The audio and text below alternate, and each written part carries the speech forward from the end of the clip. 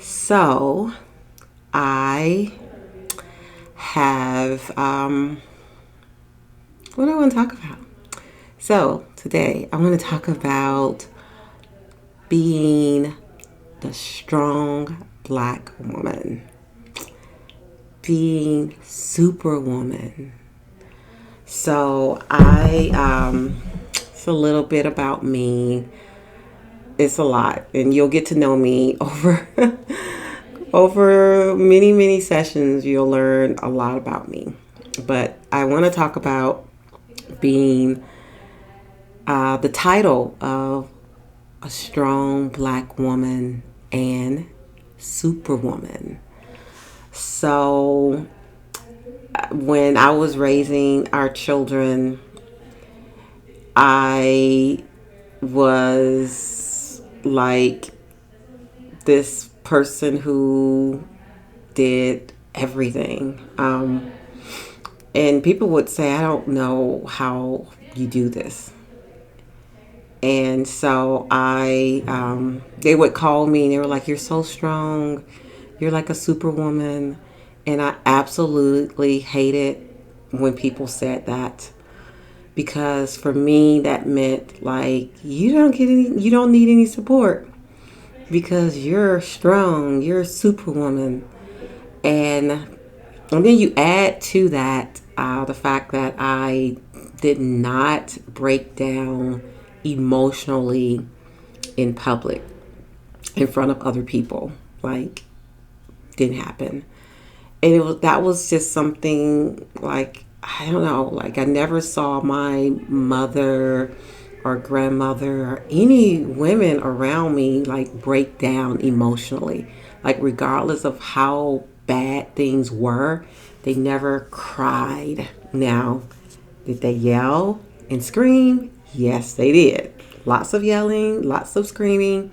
So I guess that was their way of expressing their emotions. So instead of like crying about things, if something wasn't going right or if you didn't do something right, then you would be yelled at and they would scream. And I totally 100% inherited that. I was a screaming mother for many reasons, overwhelmed completely.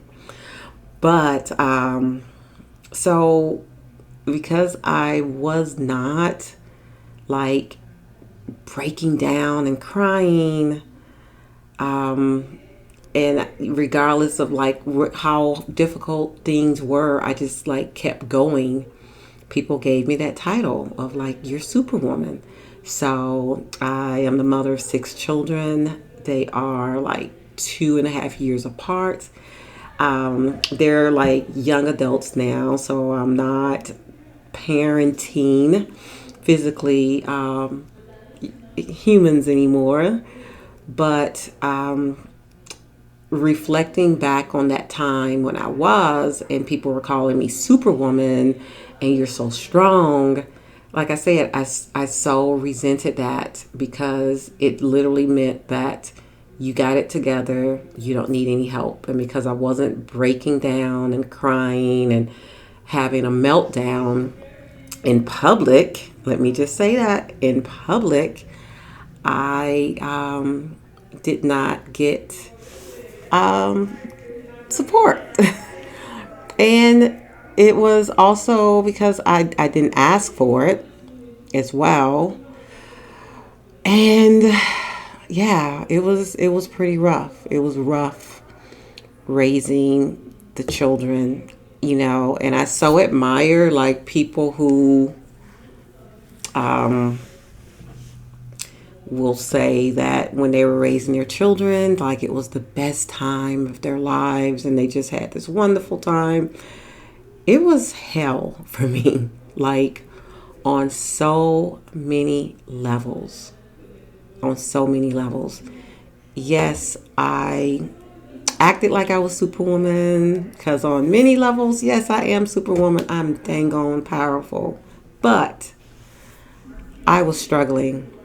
I was struggling. My husband worked all the time. He was gone. a good majority of the times. I can remember someone asking me, they were like, "Are you a single parent?" Because they would just always see me and the six children, and they never saw him because he was like working all the time. And I'm so grateful that he was able to take care of us financially, but on a physical level, he was not present to the extent that I really, really needed him to be. And so I just burned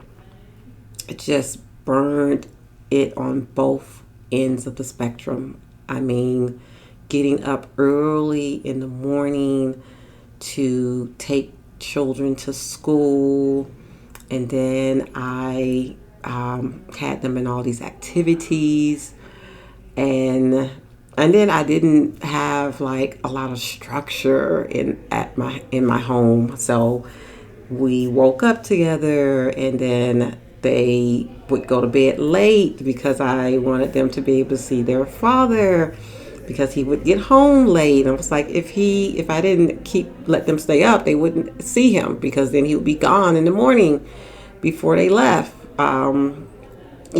before they would get up. And so they would go to bed like at 9 o'clock, and then I would then stay up until 11, 12:30, 1 a.m. in the morning, and then be up again at like 6 or 7, and just doing so much, like so much. Like having six children or raising six children is challenging.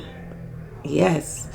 But I made it so much harder for myself by putting them in these activities and having them in different schools, and the list goes on and on and on. So, getting back to being Superwoman, I, yeah, people looked at me as Superwoman because I was running around like a superwoman, right?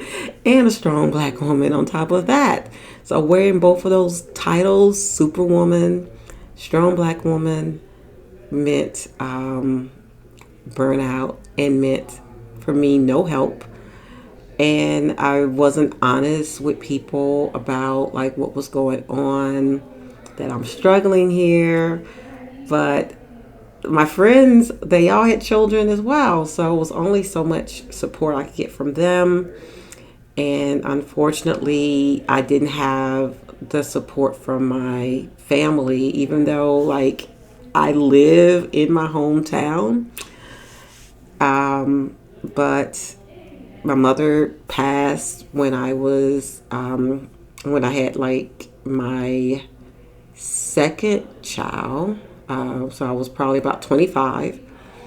And so, but if she was alive, I mean, she was still working. So I would have definitely gotten some support from her, but it still would have been limited. And then my family, I guess on some levels, I was estranged from them on some levels. I mean, I didn't get support. It's very limited. It was very limited. And so just a lot fell on me, and because of that, it was just really, really stressful, and I was overwhelmed. And I don't know, I kind of feel like maybe having a just breakdown probably would have been a good thing, because I would have gotten some help. And so, what do you think? I mean, how many of you out there can relate to the title of strong black woman? Superwoman. How do you feel about that title? Um, yeah, I mean, what has been your experience?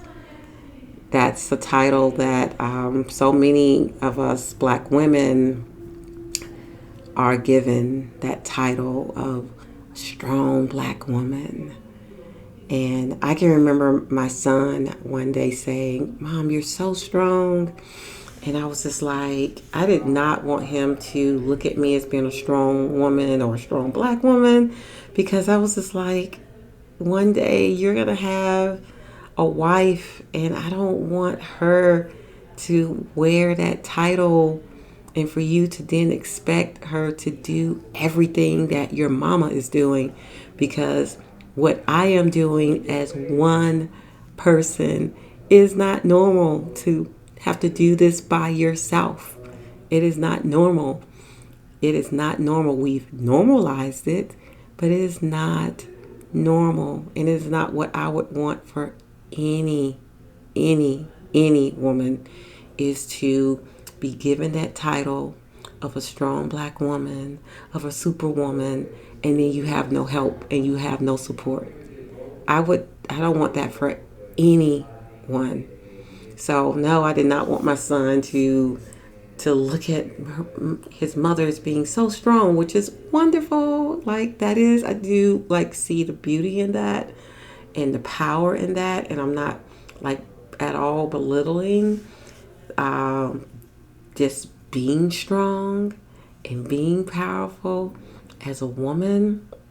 But too many times, like really the norm in our society is that when you're given that title of a strong black woman or a superwoman, then people think that you don't need help.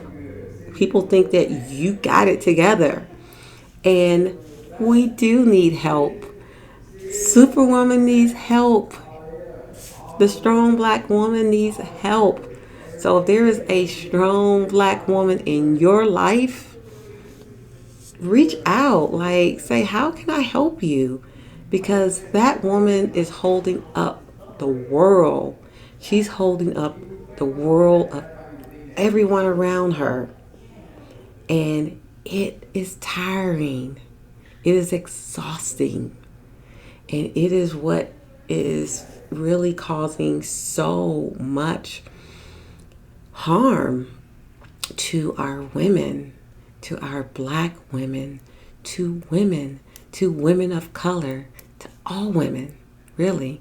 But when I look at the black woman and that title of superwoman, strong black woman who's holding up everybody, holding up the entire world, holding up her husband, holding up her children, holding up her siblings, and sometimes even holding up her mother, her parents.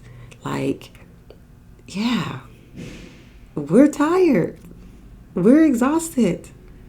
And with that, for some of us, it is causing dis-ease of the body, dis-ease, because we are holding up the world.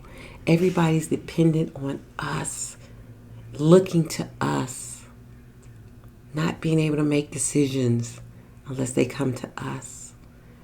And I started that journey of the strong little girl at age 8, having to be responsible for my siblings and being a second mother to them. So the journey of the strong to being the strong black woman actually starts for us when we are children, when we are little girls, having to be responsible for other people out of necessity. You know, my mother was a single parent, and I would have to take my sisters and brother with me at 8 and 9. I was with my friends. That was the only way she got a break, was that I had to be responsible for them. And so that just, and I'm the eldest as well. So all of like those two things just really set the stage for me to just take care of everybody and to do the work of like 4 people. Like this one person is doing the work that 3 or 4 people should be doing, but this one person is doing it. And there is a price that we pay as women when we take on the role of caretaking for everybody and not putting that same energy back into ourselves. And so, yeah, I am a recovering, strong Black woman, superwoman. I'm recovering, and it's a we'll say slow recovery, but yeah, yes, sisters, and if there are any brothers listening to this, just know that we need help. We should not be doing all this by ourselves. So if you are a son, if you are a brother, if you are a husband, you are a male, and you have a woman in your life, it can be your mama, it can be your sister, it could be your mate, and she is doing everything, doing a lot, step in and help her. Help her. Don't even wait for her to ask for help. Because we go through so much as women. Our bodies go through so much. And by the time we get a certain age, some of us don't even have energy, stamina, because we've given everything away being the strong Black woman. So, step in our power. It is super, super dope on so many levels to be a strong Black woman. I don't want you to think that I'm saying that there's something wrong with that. To be strong and to be Black is powerful. Be a woman is powerful. To even be a superwoman is phenomenal. But the strong Black woman and the superwoman, sometimes we need to rest and we need to reset and we need to allow other people to figure things out themselves. So, take a break, beautiful, beautiful, strong, Black, super powerful woman. Reset, take a break. It's okay to rest and reset. So, until next time, peace and blessings.